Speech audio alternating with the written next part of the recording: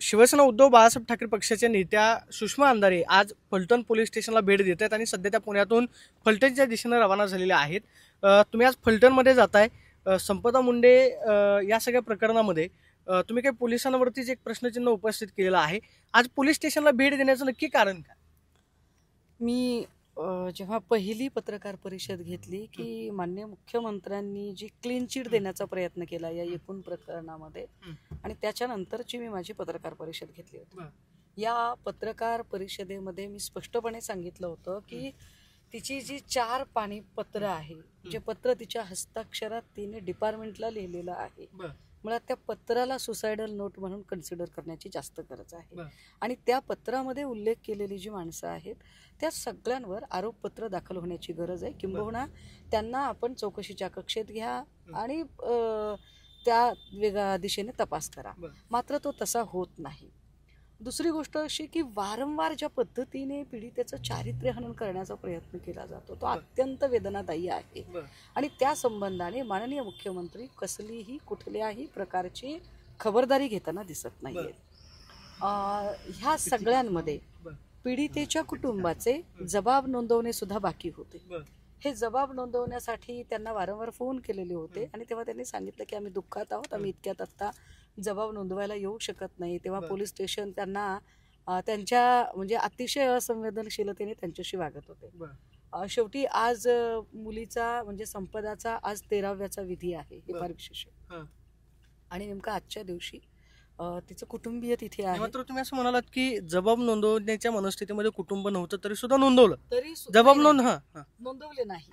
ते सांगत होते की एकदा आम्ही मनस्थितीत नाही होत्या आणि आम्ही दुःखात आहोत आणि अंतर प्रचंड जास्त आहे. म्हणजे हे अंतर जबाब नोंदवण्यासाठी बोलवलंय. हो, 285 किलोमीटरचं अंतर.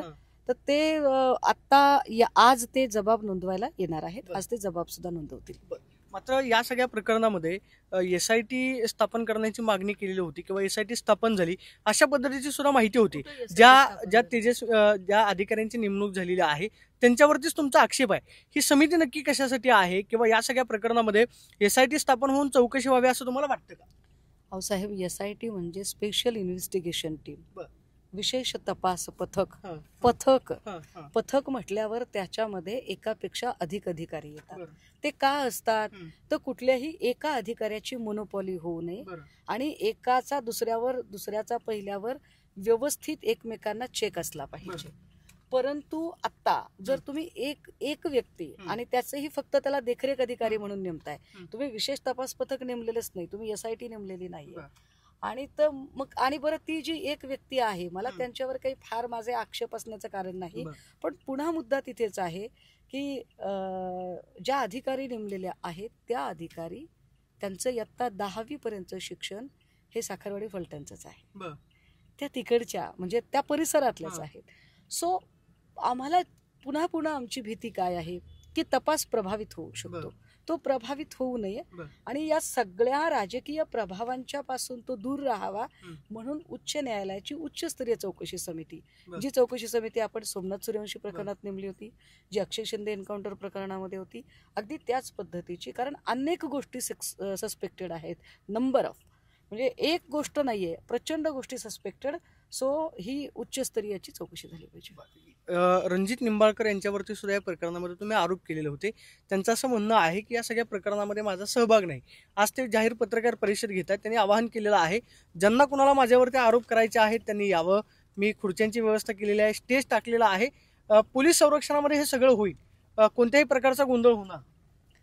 मी काय म्हणते, तुम्ही पोलीस संरक्षण नाही दिलं तरी भीतही कोण? तुम्ही सांगायचा काय प्रयत्न करताय की पोलीस संरक्षणामध्ये होईल काय?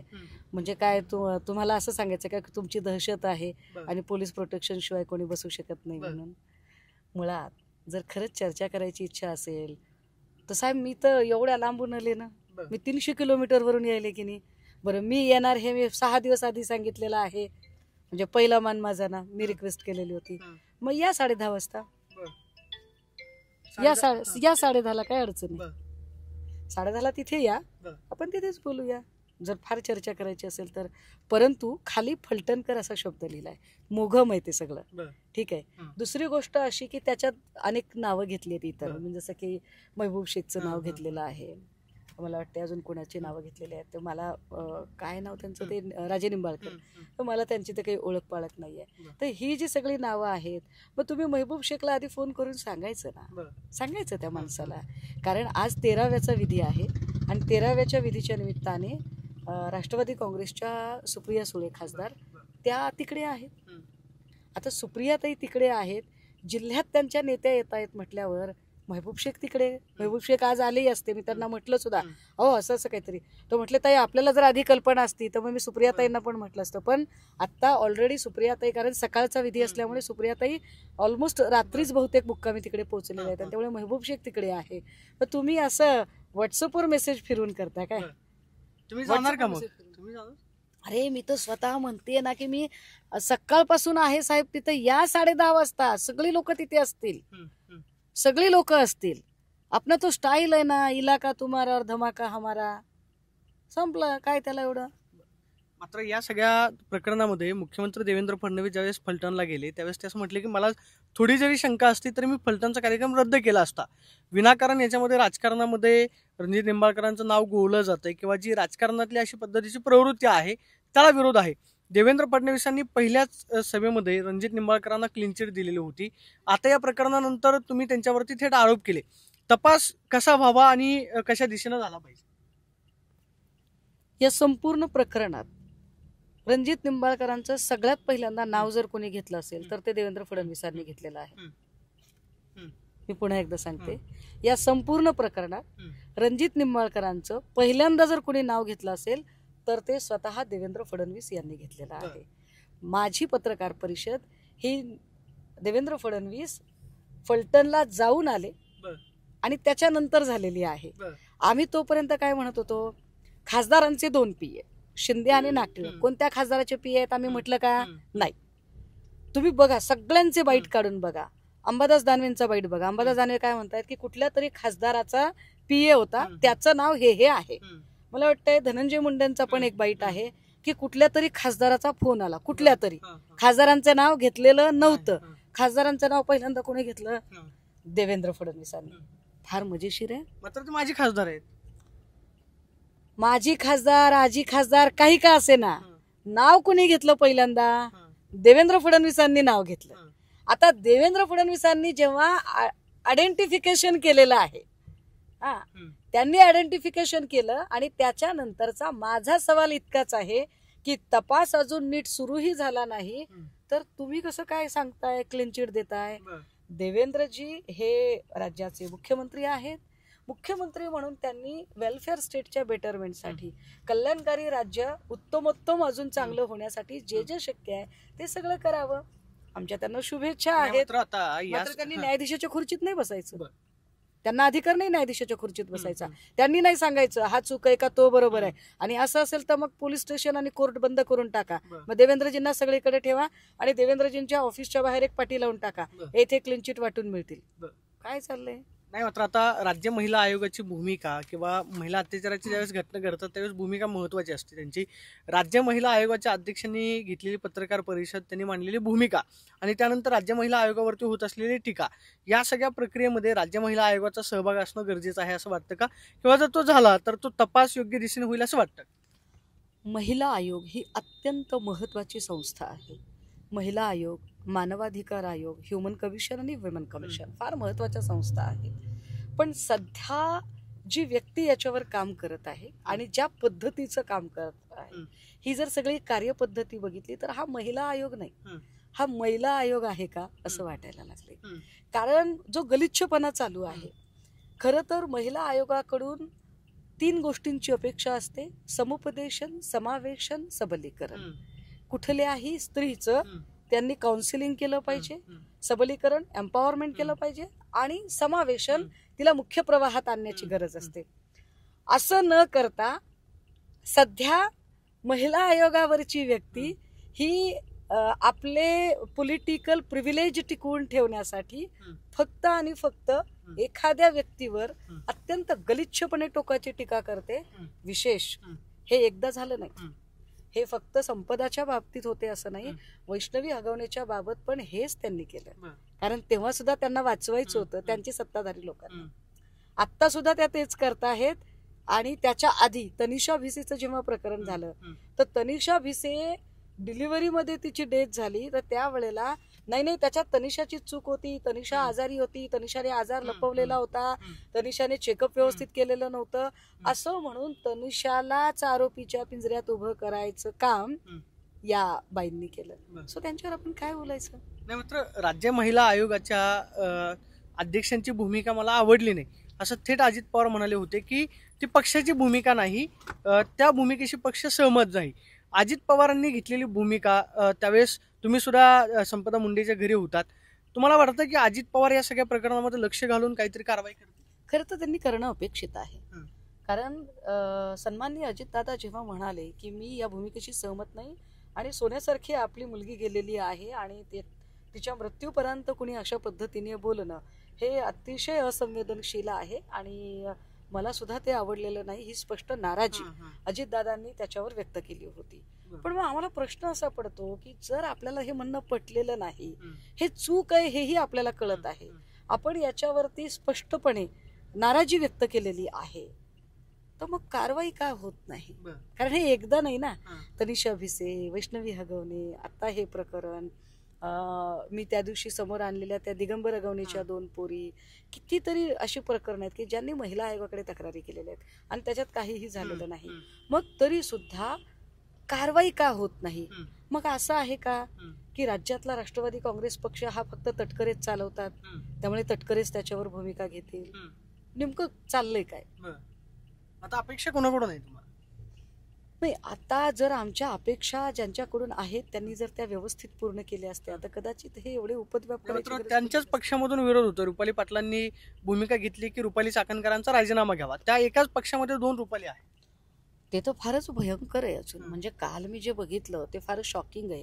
काल ज्या पद्धतीने मला वाटते रुपाली पाटील यांनी काही स्क्रीनशॉट शेअर केलेत आणि जे स्क्रीनशॉट हे राज्याचे उपमुख्यमंत्री सन्माननीय अजितदादांची बदनामी करणारे आहेत आणि ती बदनामी करताना त्याच्यात रुपाली चाकणकरांचं नाव विशेष की रुपाली चाकणकरच्या कंपूतल्या सगळ्या बायका आहेत ज्यांचे सोशल मीडियाचे सगळे अकाउंट्स आहेत. हे गंभीर आहे. म्हणजे या सगळ्या गुन्ह्यामध्ये चाकणकर सामील आहेत का? चाकणकरच स्वतःच्या नेत्याची बदनामी करत आहेत का? मग चाकण करण्याची कल्पना नाहीये? गंभीर आरोप करताय तुम्ही त्यांच्याच कार्यक्रम. आरोप नाही करत आहे मी, प्रश्न निर्माण करते. मी आरोप नाही करत आहे की कोण, म्हणजे जे सोशल मीडिया अकाउंट जे दिसत आहेत त्या स्क्रीनशॉट मध्ये ते सगळे अकाउंट असणाऱ्या ज्या स्त्रिया आहेत त्या चाकणकरांच्या निकटवर्ती आहेत. रोज चाकणकरांच्या सोबत उठणाऱ्या बसणाऱ्या बायका आहेत आणि अशा बायकांकडनं इतक्या वाईट पद्धतीने सन्माननीय उपमुख्यमंत्री असणारे आणि गेली अनेक वर्ष राज्यामध्ये काम करणाऱ्या एका नेत्याची बदनामी करण्याचा जो प्रयत्न चालवला गेला हा अत्यंत गंभीर आहे.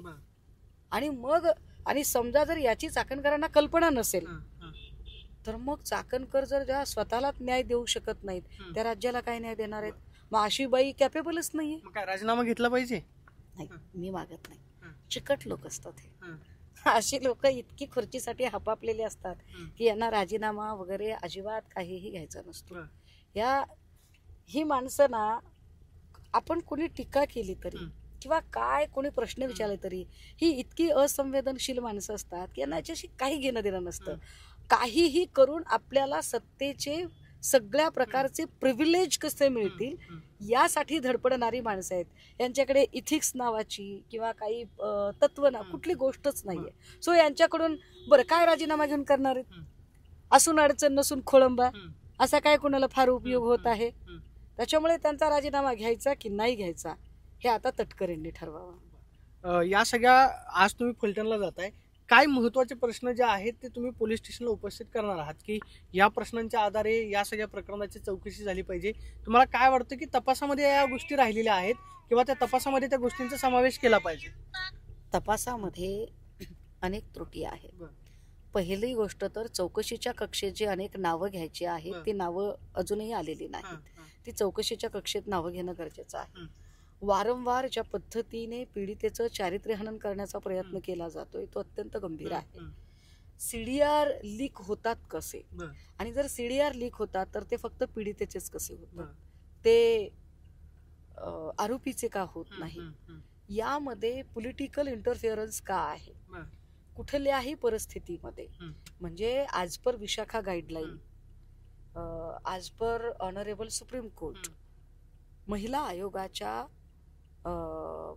तिथे असणाऱ्या व्यक्तीला हा अधिकारच नाही की त्यांनी प्रेस कॉन्फरन्स बरं. करावी, तो अधिकारच नाहीये त्यांचा, हां, तरी सुद्धा त्या तिथे धावून का गेल्या? बरं. तर हे जे प्रश्न आहेत ना, फडणवीसांनी जाणं, क्लीन चिट देणं, पुन्हा चाकणकरांनी जाणं, मला तर कधी कधी असं वाटतं की ठरवून तुम्ही फलटण काय म्हणता येईल त्याला, निंबाळकरांना सुद्धा रडारवर आणण्याचं काम ठरवून फडणवीस आणि चाकणकरांनी केलंय का, असं कधी कधी वाटायला लागतं.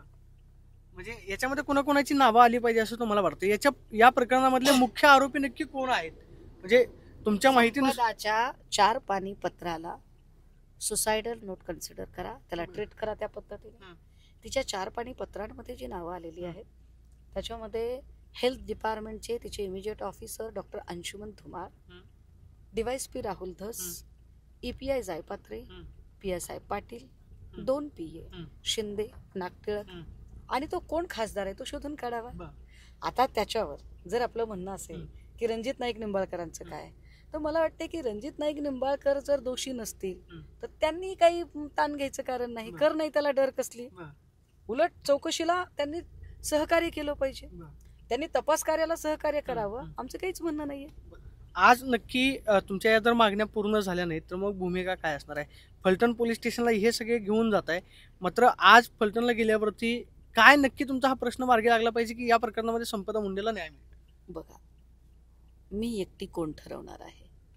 अनेक लोक तिथे येणार आहेत, अनेक संघटना तिकडे येणार आहेत, त्यामुळे सगळ्या माणसांनी सगळ्यांनी मिळून तिथे विचार करायचा आहे की आपण काय करणार आहोत आणि आपल्याला काय ठरवायचं आहे. पण एक नक्की, चौकशीच्या कक्षेत सगळे आल्याशिवाय 4 पानी पत्रात ज्यांची नावं आहेत त्यांच्यावर आरोपपत्र जोपर्यंत दाखल होत नाही तोपर्यंत हा लढा चालू राहील. आपण पाहतोय की फलटण पोलीस स्टेशनला सुषमा अंधारी ज्या आहेत त्या जात आहेत.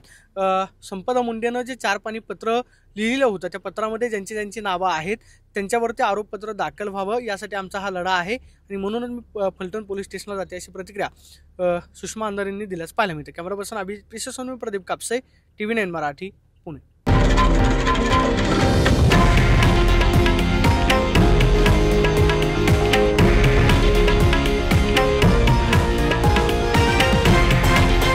हे आहे देशातील नंबर 1 न्यूज नेटवर्क आणि आपण पाहत आहात TV9 मराठी, एकमेव.